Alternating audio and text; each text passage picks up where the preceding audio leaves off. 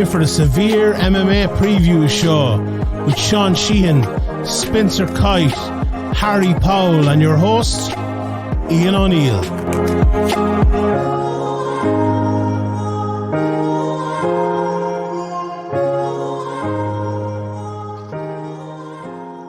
That's right, everybody. UFC Vegas 70 is a couple of days away, and Ryan Spann versus Nikita Krylov will headline the event at the Apex in Las Vegas. Andre Muniz versus Brendan Allen takes up the co-main event slot tonight. And there's a good card, guys. There's lots of interesting matchups. There's lots of storylines. We've got the return of Tatiana Suarez that we're going to get into a little bit later on. As always, the two kings, Harry Powell and Spencer Kite, join me to break down this card. I'm looking forward to it. I hope you are too. Thanks for joining us. Hit the subscribe button if you like any content on SevereMMA YouTube channel. Go follow the lads at BJJ Harry Powell, at Spencer Kite on social media as well. Lots of great content there.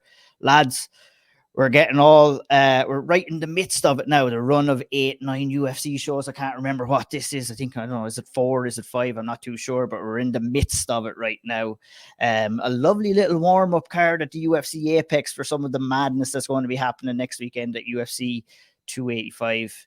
And I'm looking forward to it. Nikita Krylov, Ryan Spann. Is it 285 or 286 next? 285 next. 286 is London. I was doubting myself for a minute, but nonetheless, that's next week, and we'll be here again to talk about that card. But we have to concentrate on what's ahead of us, and that's Nikita Krylov versus Ryan Spann in the light heavyweight division. And look, it's a great opportunity for Ryan Spann to come in here. I feel, Spencer, with Ryan Spann, he's a guy that you've been talking about for a little bit. It kind of seems to me that he had a little bit of a conversation with himself after that disappointing loss to Anthony Smith, and he's come back kind of looking in better shape, looking a bit more to do. And his last two performances against Ion Cutelaba, and then the sensational performance against Dominic Reyes. Yes, Reyes isn't maybe what he quite was, but it was still very impressive. And even though Reyes isn't maybe quite himself right now, is still a dangerous fighter. But Ryan Spann is showing us some power, showing us some killer instinct, and he likes to get guys out there in round one. He got finished himself in the first round. That must have hurt him bad, but we've seen a real kind of turn for him where this is a kind of another proving ground that he belongs up at the top of the division, and he has a tough challenge ahead of him in Nikita Krylov. Just your thoughts, maybe, Spencer, on Ryan Spann and what his thought process may be heading into this fight. I mean, Spann's a guy, as you said, that I've been looking out for a while now, because the talent's always been there to me. All the fundamental pieces, all the foundational pieces. Like, you look at him, he's 6'5", he's got a big old reach, big long legs, can wrestle, can do everything pretty well. And the thing that's been missing is a little bit of poise and a little bit of just comfort and understanding of what you do in those kind of dire situations, in those desperate situations. And in the last two fights, it's been really good, because he got taken down a few times by Ion Cutelaba, and there's no panic. He just limits damage, finds ways to get himself back up or get to his feet. And every time he gets taken down, he gets his feet on the hips and he kicks off and he gets back up. And when Cutelaba makes a mistake, he finishes. And in the Dominic Reyes fight, he put Reyes on skates. And it's that point where in previous fights, he would get a little ahead of himself.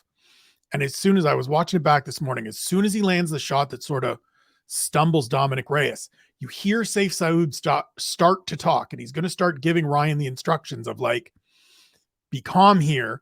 Ryan throws up his hand and says, I got this, and does the right things. And I just wonder if he is a guy that finally at this point, at 31, no longer doing the great big 4-hour commute to and from Beaumont, Texas every day to go and train, is starting to hit that point we always talk about, where the talent and the experience and everything is starting to mesh, right? The Venn diagram, the circles we're starting to get to that intersection where everything's coming together.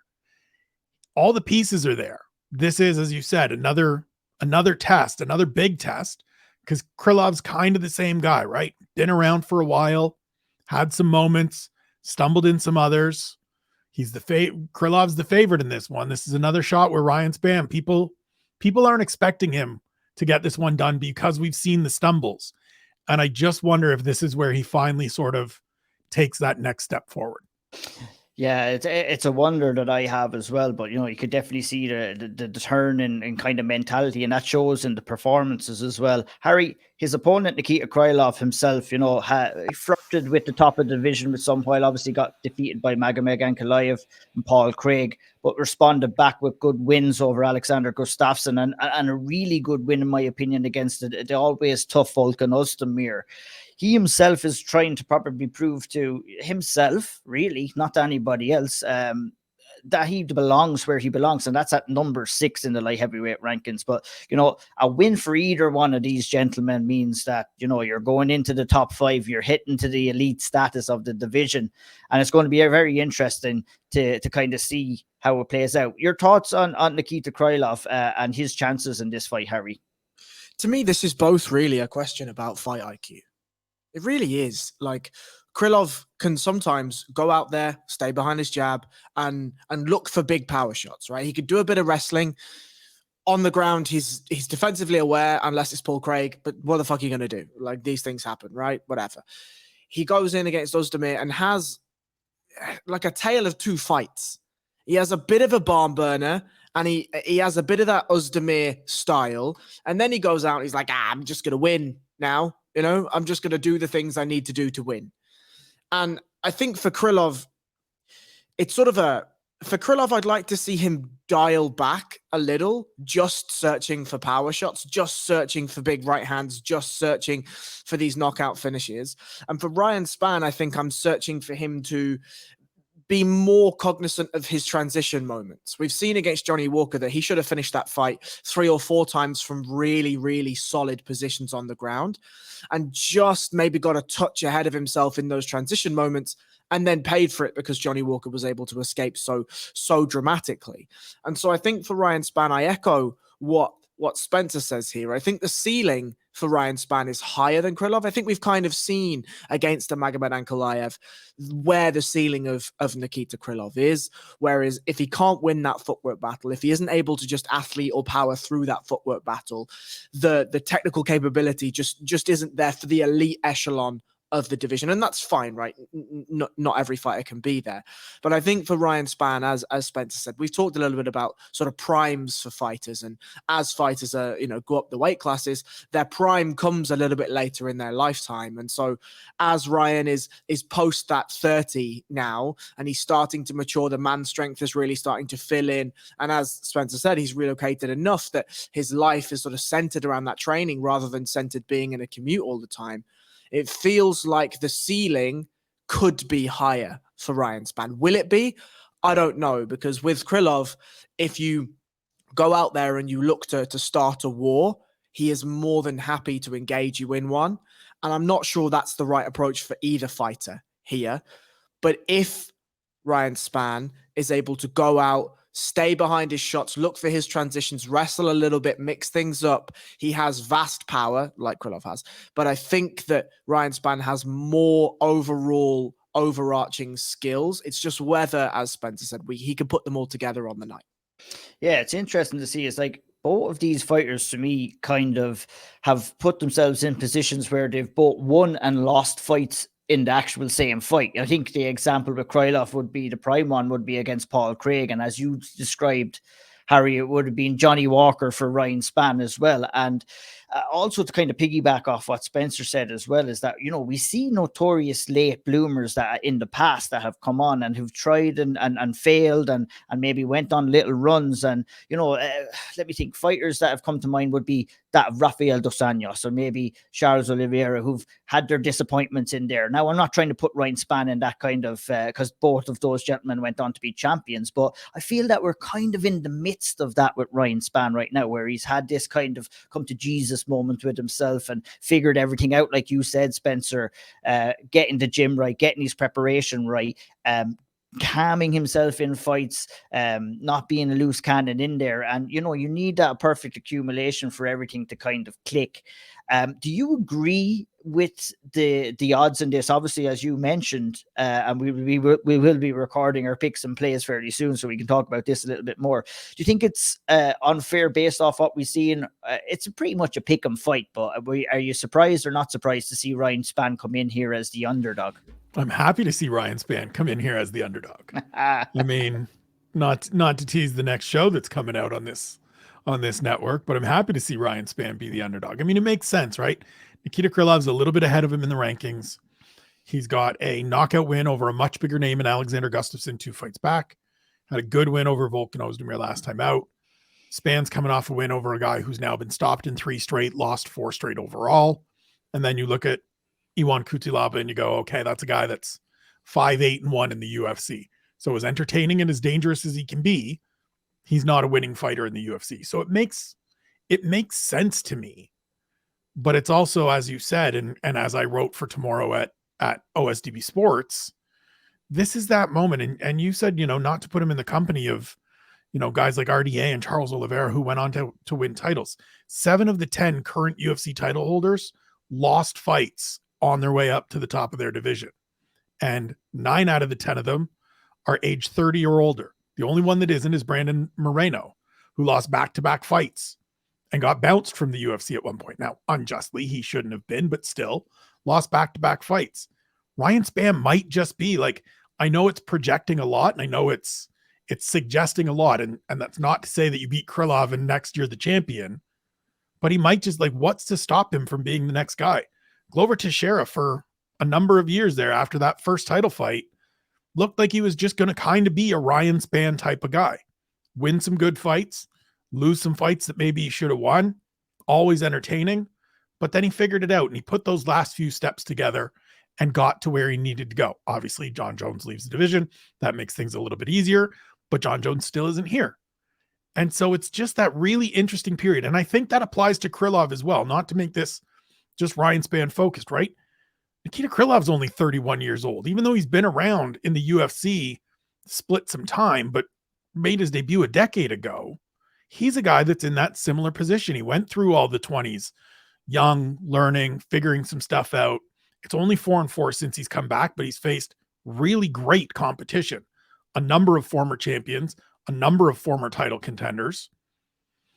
One of these guys is going to automatically, unless we get a draw, which knock on wood, we don't get a draw. One of these guys takes a step forward on Saturday. And then we have to start asking, is this a real true step forward where they're becoming title challengers and can be in that mix? Or is it just they beat the other guy that couldn't clear that hurdle? Yeah, very, very interesting to see. I'm looking forward.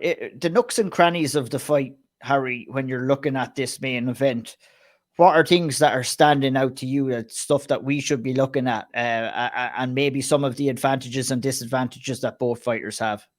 For sure. So I think straight off the bat, Ryan Spann is the far superior athlete. And I think that we are going to see some of that in this fight. Krylov, when he gets hurt or clipped, he often looks for wrestling exchanges that start with upper body, and then he goes and eventually looks for double legs against the cage or single legs against the cage. Ryan Spann is somebody that's happy to just shoot on takedowns, right? Whether that's single legs, double legs in open cage. And so I think we might see a little bit of that involved in this fight. But I suspect that the thing that we're going to see, and I don't think this is a nook or a cranny at all, really. I said that I don't think a war should be the way that they go. I honestly think it's going to descend into that a little bit. Yeah. I think both guys, when they get clipped, their natural inclination is to go and chase that shot back.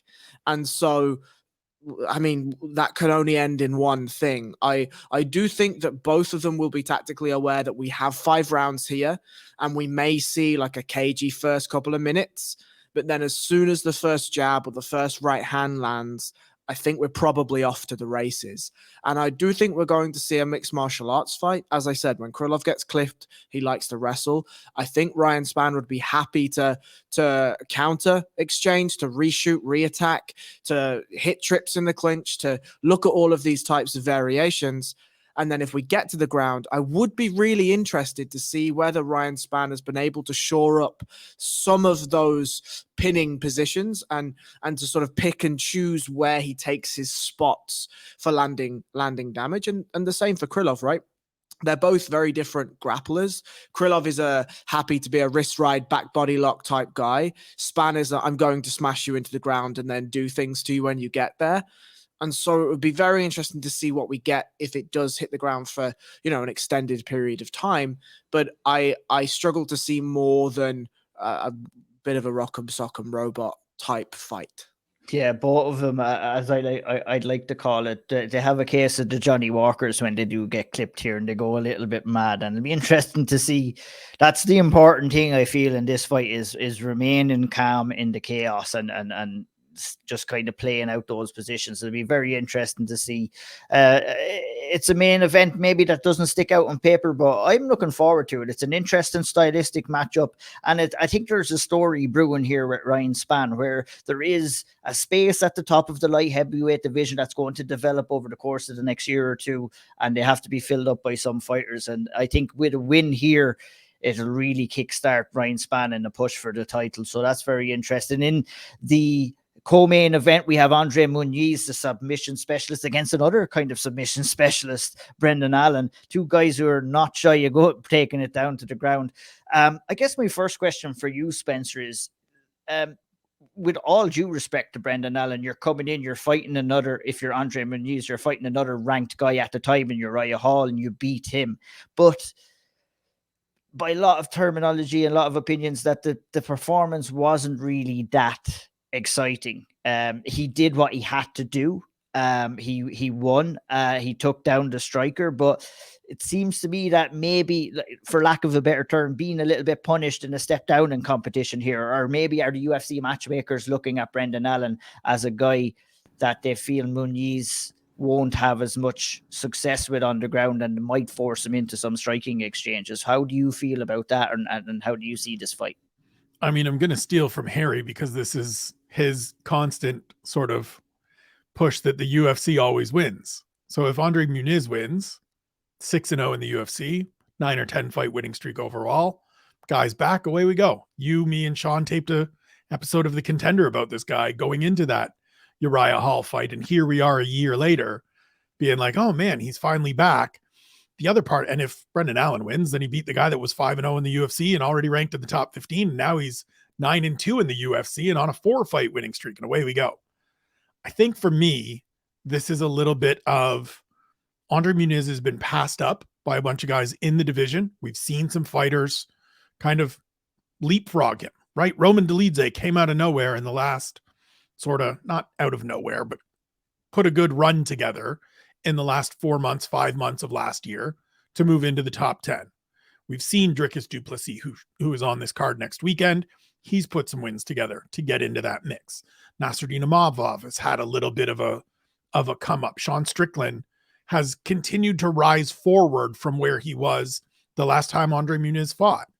And so I think this is a little bit of like, let's find something where we automatically get a win, where we automatically graduate someone forward.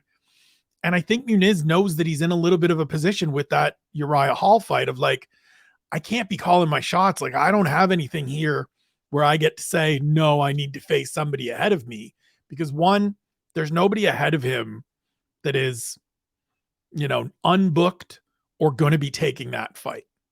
And two, you're coming off that fight. You got to just take what you can, and you've got to restart that momentum, right? When we tape that episode of The Contender, the auspice of the show is, does this guy get to a point where he challenges for UFC gold? That's what we all thought at one point last year. Is anybody thinking that right now? Because I'm sitting here going, okay, it's been a year. Let's see what he's got now. Like, let's see if he can get it back. And so I think that's a little bit of what this is the UFC asking that same question that we are. Is this guy really something we got to pay attention to? Is he really somebody we can have something with? Did we miss the boat? Were we overexcited at one point? Or can Brendan Allen come in and get a big win that pushes him forward? We'll see. Yeah, it's a very interesting stylistic matchup, Harry. And look, at both of these guys are coming in with a combined record of 26 submissions so far in their professional career. Both very astute grapplers. Who do you see getting the advantage? Can you see this fight? Look, at standardly speaking, when we see guys like this come in, the two of them can counteract each other in the grappling department, where we like see exchanges on the feet for longer spells than we would have thought here. Whose grappling do you think is more effective in the octagon coming into this fight? Well, you've used the word effective, which kind of throws a wrench in my entire point, right? Because what we saw in the Uriah Hall matchup for Andre Muniz is an ability to find the back extremely proficiently, right? We've talked ad nauseum on the takeaways and on this show, and I'll repeat on this show. I think that the efficacy of back control in MMA is diminishing. If you look at Islam Makhachev versus Alexander Volkanovski, I know that that was something that was, highly contested and whatever. The fact of the matter was, though, that Volkanovski wasn't threatened enough by neck attacks and potential arm bars or triangles or whatever, for that he was able and comfortable enough to land strikes on Islam Makhachev, right? Fighters' defensive proficiency in those dominant positions, i.e. back controls, side controls, these sorts of positions, are growing so vastly and so exponentially, it's really, really difficult to finish people from the back unless you are an absolute elite Damian Maia type finisher. And the gloves don't help either, don't they not? They do not at all. A big fat glove it's hard enough to work your way under somebody's chin with a hand, bare glove. Gunny Nelson talks about it, that he doesn't wear hand wraps because he wants those gloves as thin as possible, so that when and if it comes to that time, he wants to be able to get under the neck as efficiently as possible. For Andre Muniz, you mentioned, are we going to see... So I've thought about this fight a lot, as you can imagine, because grappling, and I'm a big shill, obviously. I don't think Muniz is as comfortable on the feet as Brendan Allen is. That could play in Brendan Allen's favor, because I think we're going to see Muniz maybe take a couple of shots to try and get the fight down. Muniz is like the FIFA regen of Damian Maia in a more modern version, right? A guy that doesn't want to invest drastically in the striking, but if he gets you to the ground and he gets you to positions he's comfortable in, and your name's not Uriah Hall, he'll wrap you up, and it's going to be really difficult to escape from there. The really interesting part of the grappling for me is that they are two completely different grapplers. And I think we're going to get to see which one is more effective in an MMA fight, right? When you look at Brendan Allen, he is a very scrambly, very explosive, not very mechanically tight grappler. He is somebody that is going to flow through positions, move through positions. He adopts sort of a semi-wrestling, semi-grappling style. And then Andre Muniz is just pure jiu-jitsu, right? It's all, he's going to close all the space on top. He's going to make it as tight as possible. He's a Gelton Almeida type grappler, right? And so is Brendan Allen's explosivity going to allow Muniz to just sink positions in tighter and tighter and wear Brendan Allen down? And we've seen Brendan Allen be in spots where he's gotten tired before, made mistakes, done the explodey athlete thing and got caught, obviously either on the feet or otherwise. Are we going to see that? Or are we going to see Brendan Allen explode out of a few takedowns, stop a few takedowns, stop a few jiu-jitsu exchanges, hit some reversals, get back up, and Muniz is like, oh, I've got to strike with this dude. And then are we going to see desperation takedowns? Are we going to see some improved striking? I'm not sure. But in terms of the efficacy of the grappling, I think that control-based grappling in MMA is far, far, far more proficient than scramble-based grappling. You look at the Dagestani fighters that are coming up, you look at the way that they control people on the ground, and that's obviously the most proficient way. And unless you are of the level of a Arman Tsarukyan or an Alexander Volkanovski, it's extremely difficult to force scrambles in those positions. And so I think we're going to learn a lot about the grappling of both fighters. But the thing I'm actually interested in is what happens if the grappling fails for Andre Muniz. Exactly. That's exactly what I'm wondering coming into this fight. You know, I feel the X factor that's been added into this fight that we didn't have in the Uriah Hall fight was that Uriah Hall was like a duck out of water whenever the fight hit down. Now, he did excellently well to defend the rear naked choke, as you said, rightly so, Harry. But, you know, obviously we might not have the same amount of X factor if this fight does stand up, but we at least have someone that may be able to counteract the grappling of Andre Muniz. It's interesting for me. That's what makes this fight super interesting. I actually think Muniz is probably going to get the better of the grappling exchanges, but with Allen's, like you said, Allen's explosiveness, how long can he maintain that? Because, you know, he didn't get too much pushback from Uriah Hall. So very interesting to see. Look at what happens if Muniz goes out there and we see the same performance as we did see the last time, Spencer, because it could very well happen in this fight as well. I mean, I think then he's hopeful to get back within the next 4 to 6 months and just get to a point where it's undeniable or continue moving forward because of sheer volume, right? If it is another hard fought situation and it is another good but not great performance, and you're right, it very well could be, then you just have to have a name ready when whoever is on the mic sticks that mic in your face. Have somebody that's ahead of you be ready to call out Jack Hermanson or the winner of Marvin Vettori, Roman Dolidze, whatever it may be. Have that name ready, and then knock on wood that you're healthy and able to get back inside of 6 months. Because part of the problem here is just he's been off since that fight.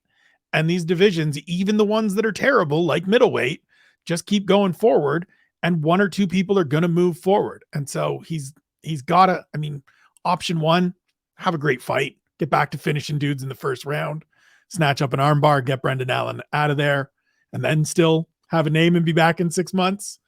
But if it is not great, have that name and get back and just see if you can get that momentum builder next time out. Indeed.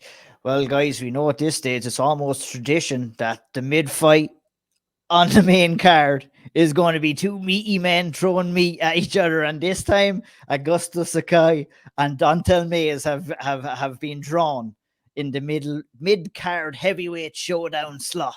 That's what I'll call it now. Harry is not impressed. Augusto Sakai coming in here on a positive four fight losing streak now, desperate need of a win. Dontel Mays looking to kind of look at, if we're going to call Derek Lewis the gatekeeper for the top 5 in the division, and maybe he's lost that since his last performance, we're going to be calling Augusto Sakai the gatekeeper for the top 15, the top 10 of the division. And look, it's an interesting stylistic matchup. If this goes all 3 rounds, it's going to be tough viewing. Is it an interesting stylistic matchup? Is it? I'm trying my best here. My best. Oh, not really. You don't have to be nice. I understand. Fuck it. Yeah, it's terrible. It's very important for you to be positive about all the fights, but let's call a spade a spade. This is absolute fucking garbage. Yeah, it's going to be terrible. If this leaves the first round, it's going to be absolute dog shit. Look, to be honest, the way I can kind of see it going down, I'm interested to see if Sakai can stop the takedown, but I don't think he's going to be able to. I think you're looking at that Spivak fight for Dontel Mays, and you're looking how Sakai got on in that. I think he'll feel confidence that he can try at least do the same, but I'm not sure he has enough in him to get the finish. But we shall move on, because if this fight has no meaning, the next fight has all the fucking meaning in the world. That's the return of Tatiana Suarez. And I'm going to hand it over to you, Spencer, to take us through the story of this woman, because she's been through hell and back. Inside the octagon, outside the octagon, inside the cage, on training. She's had big battles with her health. She's had injuries, and now she returns to take on Montana De La Rosa. I'm going to give you the floor. For anybody who doesn't know Tatiana Suarez, it's been almost 4 years since she has competed inside the UFC. Please tell her story for anyone who does not know about it. So even before she transitioned to MMA, she was on a Olympic track for Greco-Roman wrestling with the United States Olympic team. Wasn't feeling good, had some neck issues, went to get a CT scan and an MRI, and they discovered thyroid cancer. So she's fought and battled and defeated thyroid cancer prior to becoming an MMA fighter. She then, does enough on the regional circuit in early days of her career to get on the Ultimate Fighter, runs through that season, wins that competition, and looks like just a world-beating prospect, right? When she arrived, all of us that pay attention went, okay, this is somebody. This is somebody we got to, she's big and strong and she's athletic and she can grapple. And it's not just lay on you and keep you there grappling. It's beat the shit out of you grappling or grab your neck grappling. And it's just like, okay, strawweight's just getting going. It's getting exciting. And now we've got our next generation fighter. Now we've got our next one coming up to join this pack of Joanna Jędrzejczyk and Rose Namajunas and Carla Esparza and all the names that are up there at the top. And she beats Carla Esparza and beats Carla Esparza, murder balls Carla Esparza. And you're thinking, okay, we can maybe just put her in a title fight now. Let's just get her in there. She has to fight Nina Nunes, and it's not a great performance. She gets the win, but it's not a great performance. And after the fight, she talks about having battled some neck injuries and some things like that. And we haven't seen her since. She dealt with neck and shoulder issues. She then blew out her knee and had to come back from a full ACL repair. So as you said, June will be 4 years since she's fought. Her last fight was June 6th, I believe, of 2019. But now it's just now it's just giant question marks, right? Like I said on 10 things, I'm trying not to get ahead of myself. I'm trying not to get too excited. She's moving up in division here. She's going up to flyweight. She's not cutting weight anymore. I appreciate that. Or not cutting as much weight. Appreciate that. But I'm trying not to let myself get too excited and get too far ahead of myself because I'm just happy she's back. I'm just happy to see her, and I want to see what Saturday looks like. I think Montana De La Rosa is the right test. It's a good test at this point, a 27-year-old that has some UFC experience, that fought some good fighters on the regional circuit before she went into the tough house. Let's just see. But if it looks anything like it looked beforehand, flyweight's getting even more exciting, boys. You might not be a fella, Spencer, now that gets too excited or too ahead of himself. Listen. But the kid O'Neill over here does get excited. And I really want to. I'm just trying to be smart. I know, me too. But fucking moon, lads. I don't give a shit. I just before I hand it over to you, Harry, I'm delighted to see this woman back, because back when Spencer excellently described her rise up through the strawweight division, the mentality monster that is Tatiana Suarez just absolutely was looking like a phenom in that division. Okay, right. I'm in the same opinion of you, is that if she can come back and look like a glimmer of what she looked like on her run up, obviously after 4 years out, we can start getting a little bit exciting, because I think low key, the 125-pound women's division is slowly becoming the most intriguing division. It's coming up there in the UFC right now with all of the new kind of breed of fighters. We have Blanchfield on a performance last weekend, Manfrero, loads of fighters that are coming up. I mean, the list is endless. With Tatiana Suarez here making that decision, number one, to come back and fight at 125 pounds is her first good decision. I think not biting off more than she can chew and taking on an opponent like Montana De La Rosa it's a good test for her, but not too much at this stage as well. Harry, the question I have for you is that, look, we talk time and time again about fighters who have taken long, prolonged periods of time from the octagon, and how that's a disadvantage to a lot of them as the sports progress. But I guess obviously the big question is how much the injuries have taken out of her, how much the time away is taken out of her. But I feel the core abilities that Tatiana Suarez has, and that's her wrestling and her grappling and her dominance on top, I feel that she will integrate and we will see, somewhat what we have seen in the past. And I think the time away would not certainly affect her and her style and what she does in the octagon, maybe as much as somebody else who has been away for 4 years. Would you agree or disagree with that? So firstly, fuck that question. We're all going to the moon, and Tatiana will go in there. She's going to absolutely fucking steamroll Montana De La Rosa.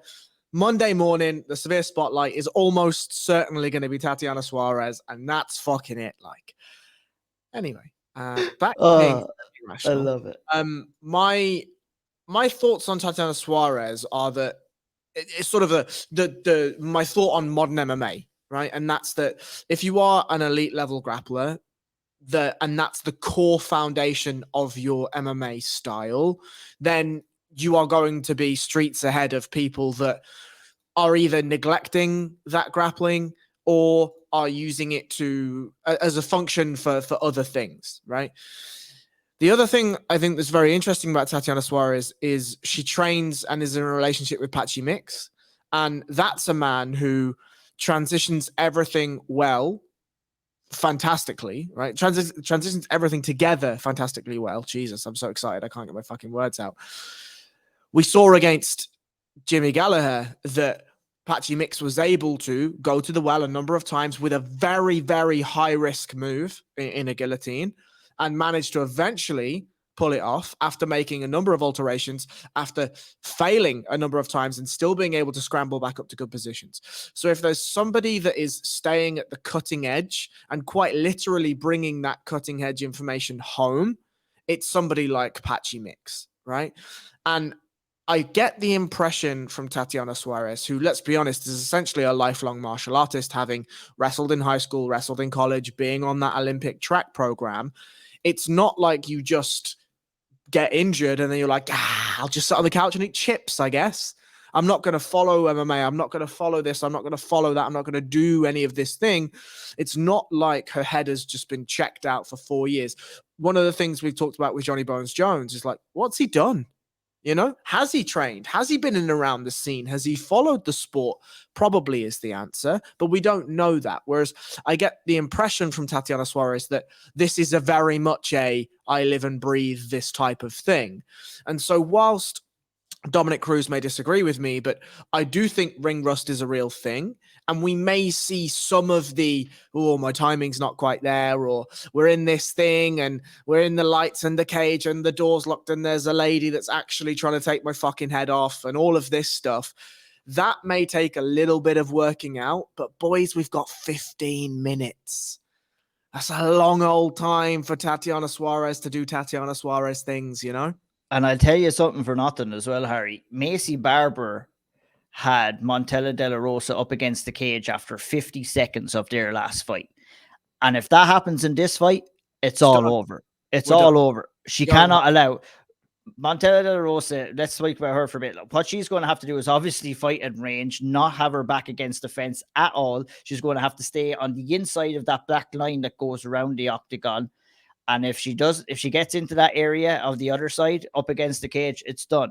And I feel if Macy Barber can do that to her, with all due respect to Macy, I feel that someone like Tatiana Suarez, even after an almost 4-year layoff, will have the ability to kind of get that done as well. So it'll be interesting to see what happens there. Any other thoughts on this before we move on, lads? I think the other questions for me, right? The only other question really is size, right? Like, she was a large strawweight, right? But how's that going to translate over to flyweight? Are we going to see that Montana's just a touch bigger? Like, I'd like to see a side by side with her and say an Erin Blanchfield, who isn't a small flyweight. I'd be very interested to see what the size looks like. I don't know how much she was cutting. I don't know how much she was sort of reinflating when she did her rehydration. I don't know those numbers. I'd love to know those numbers, but I don't know those numbers. But I'd be very interested to see on the scale, one, but then also on fight night, what she looks like. Because obviously everyone on the scale when they're not cutting weight looks much better than when they're super drained and skeletal and all that stuff. But when it comes to fight night and the rehydration process has happened, are we going to see that that physicality, that monstrous domination that we've talked about for Tatiana Suarez? Are we going to be able to see that if she's not cutting weight and these ladies are 4 or 5 kilos bigger than her? Yeah, very, very interesting to see that. I'm so looking forward to this fight. And, you know, what a phenomenal story would it be if she comes in, wipes the floor, and we're off to the races then after that, guys, I think, with Tatiana. Not to get too far ahead of myself and not to get too excited. Yeah, I'm already there. Put her in the title shot immediately. But there's fucking so many good fights there for Tatiana at 125. Real interesting one, and definitely check out Tatiana's story is sensational. She's already a winner. She's battled through so much, even to have worked herself into this position again and overcoming all those hurdles just proves the mentality that woman has, and she's unbelievable. That's all I'll say about that. Spencer, the Battle of Canada is next. Mike Malott versus Johan Linnaeus. Sorry, it's going on. I've got to go to you. Look, I think we had a conversation when this fight was first announced, and you know, there's not too much Canadian talent in the UFC right now, and here we have two gentlemen that one is going to rise and one is going to get knocked off a little bit. Like, just maybe share, are you still feeling disappointed about this fight a little bit? Yeah. Yes. Share your thoughts. What are you doing to me, UFC? What are you doing? Like, instinctively, I am always going to root for and want to see Canadians have success. So here automatically, I get to be happy for one of my fellow Canadians and feel sad for another. Now, combined with that, Mike Malott is from the area where I grew up. He went to high school at a prep school, a private school, whose tennis courts I used to sneak onto all of the time. We had a good laugh about that when we talked. Every time we talk about the areas that he trains, where he lives, all of those things. He said, we're looking for a house. I'm looking for a spot in between all of the places I train. I said, what are you doing? Looking at like Grimsby? And he just started laughing. He said, that's our number one area. That's how well Mike Malott and I mesh in terms of where he's from, what he's done, who he is. So I want to see this man succeed. I don't want to see it be at the expense of another Canadian. It sucks. I'm pulling up the list of UFC fighters right now because I want to see, they do a breakdown of like by country, and I want to see how many Canadians are on the roster. So we have 14 Canadians on the roster, and there are exactly 2 in the welterweight division, and they're fighting each other. The other reason this is misguided to me is that we know the UFC is trying to come back to Canada this year, and you're going to need, if not all 14 of those Canadian athletes, the majority of those Canadian athletes on that fight card, or 2 fight cards if we happen to get 2 events this year. Why not have them potentially going forward off victories instead of guaranteeing that one of them gets a loss here? It's going to be a fun fight. These guys were sort of in line, running on parallel lines when they were both in CFFC. And so they've sort of always known this could happen at some point. But then you get to this stage and you're like, we're the only 2 Canadians in the UFC. They're like, really? This is what we're going to do? It's an interesting fight. They're 2 guys with some power. They should get out there and sling hands. We should get a bit of a barn burner to kick off the main card. But like, I'm sad that a Canadian is going to get defeated and turned back so that another can go forward. I really would have liked to have seen each of these men against someone else instead of facing one another. Yeah, it's definitely fair. It's fair. I was trying to think of the equivalent today, and to me, it would be like someone like Ian Gary coming in to fight Rhys McKee at a particular stage of both of their careers, and it's not what you want to see, especially when they're at the highest level in the UFC. Are you expecting some wildness in this one, Harry? Definitely. I mean, Linnaeus is somebody that has the ability to fight a little bit more conservative. He's able to fight. He has big, long legs, big old reach, and he's kind of happy to fight out on those situations. We saw against Darian Weeks that Weeks is a similar type of fighter, right? He's happy to do the point fighting thing and not necessarily rush for finishes and all of that stuff. And that fight was a close fight, and Linnaeus was able to land the more impactful strikes on the night, but was doing so largely on the back foot. Malott is much more of a finisher. And I think that Malott is going to chase him down more aggressively than Gabe Green did. We saw in Linace's debut that he can tire, he can be hurt. And so if Malott looks anything like he did against Mickey Gall, then we're probably in for a Malott win. And I think that the ceiling is a little higher on Malott, if I'm honest. Linace, I feel like that Darian Weeks fight showed me exactly the type of fighter that he is. And that's not me, being disrespectful or whatever. It's that if you go out and you have a split decision win over Darian Weeks and you're not able to mix it up a little or show me something a little different, then we kind of get the idea of the fighter that you are. And so if Malott is able to go out, and he's probably going to have to eat a few leg kicks, eat a few body kicks, I would not be shocked if we see that Malott finds his left hand landing on Linace's chin and then he does the, I'm sorry, Canada man, but these things have to happen. Literally the most Canadian kind of stereotype there to apologizes afterward, takes him out for a beer and a donut and some poutine, and away we go. 100%. The one key factor I feel in this fight as well is the speed advantage that Malott is going to have, and he's going to have to get inside. Linace is kind of weird where he doesn't appear to have a long reach, but he fights quite long and it can be difficult to get inside. And he does have good power as well. So I think Malott is going to have to probably set that pace early, but set it in a careful manner. And I would see that the tide turning later in the fight for Malott. As you said, Harry, I think that the body shots, I'll talk maybe a little bit more about it on the picks and plays myself, but I think the body shots are kryptonite for Linace. So I think if Malott doesn't get too kind of caught up in the fight, can kind of bring it into the later stages, he has a very, very good chance of going out there and getting the finish. We see, let's touch on the return of Jordan Levitt after Paddy Pimblett's fight. He's coming in against Victor Martinez. Martinez, a tough little cookie. This is going to be an interesting fight. It'll be interesting to see how that goes down. One fight that I do want to concentrate on the undercard, hashtag Fly Never Die. Ode Osborne versus Charles Johnson. Charles Johnson coming in at short notice here as well. I like this fight. It's a very interesting stylistic matchup. Ode Osborne, Harry, we've seen flashes of brilliance from him, but we've also seen some disappointing decisions made inside there. I feel that we've seen progress in Ode Osborne's striking, but only from the waist up.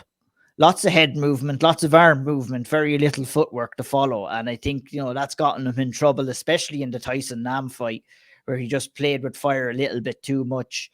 How do you see him matching up against Charles Johnson, who's coming in here for his third fight in as many months, really? So it's he's very, very active at the minute. Is going to be coming in here super fresh.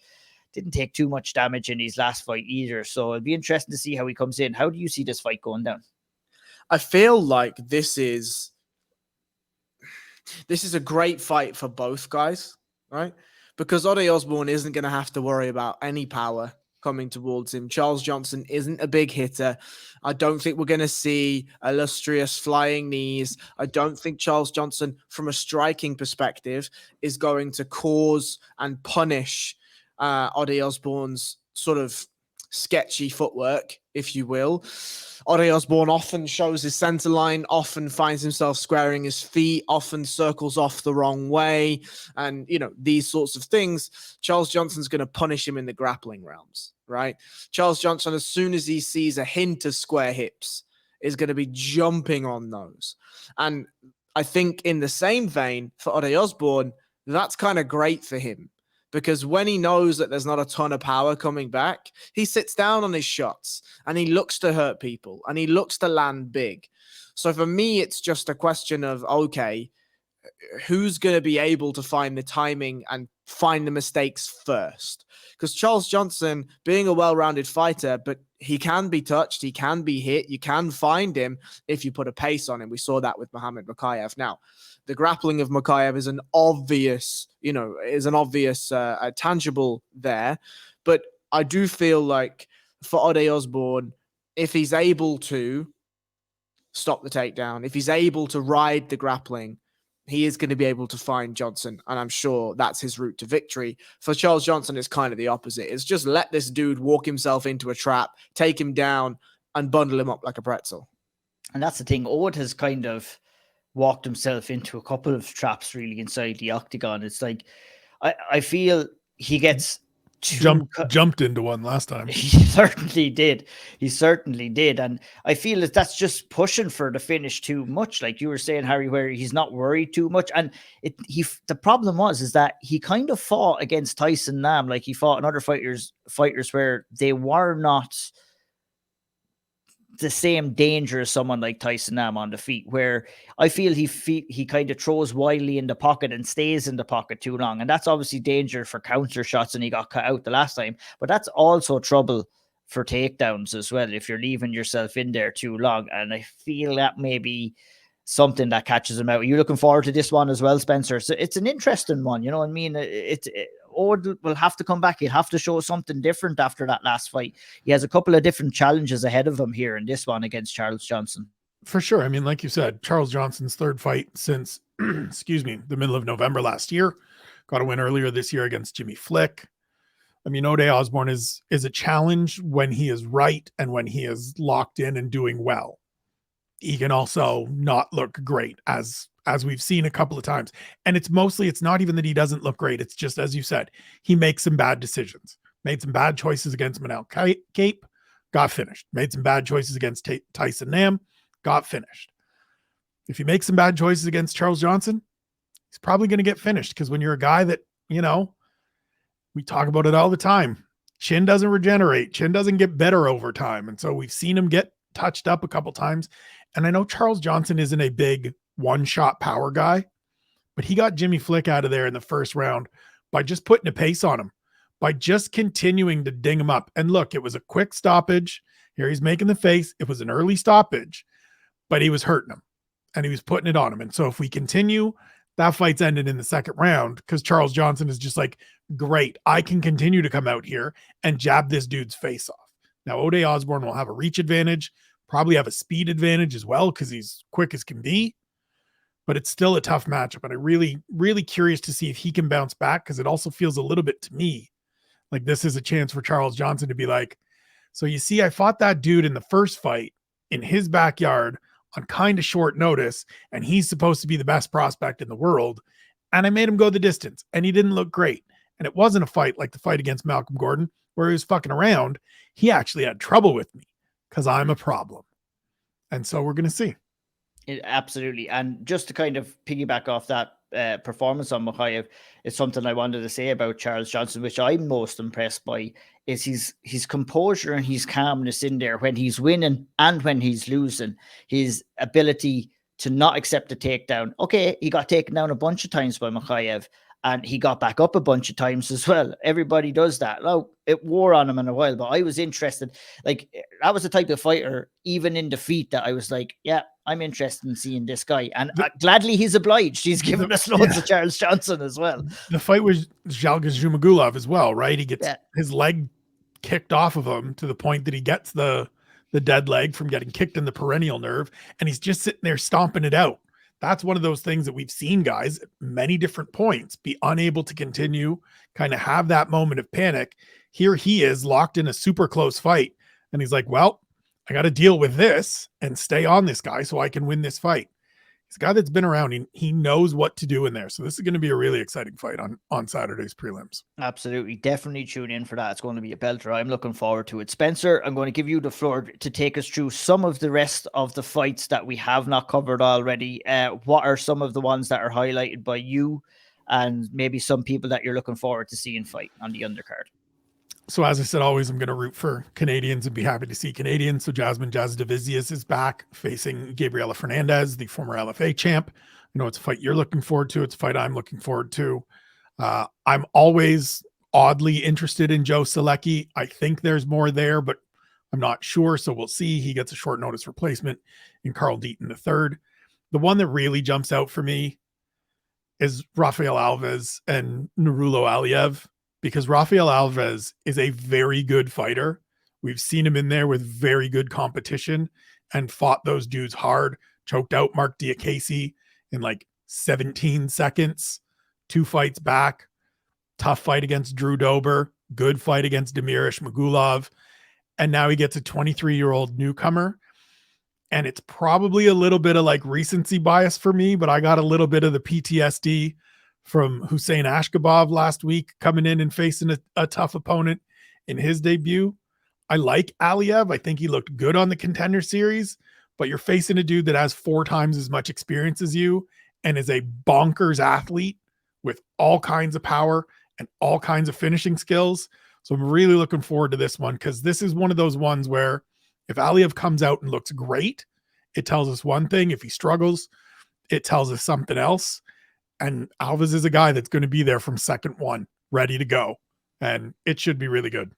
I'll definitely echo that. That's one that'll probably be on the prelims, if I'm correct. I'd say it'll probably maybe top the prelims or whatever, but that's one I'm really looking forward to.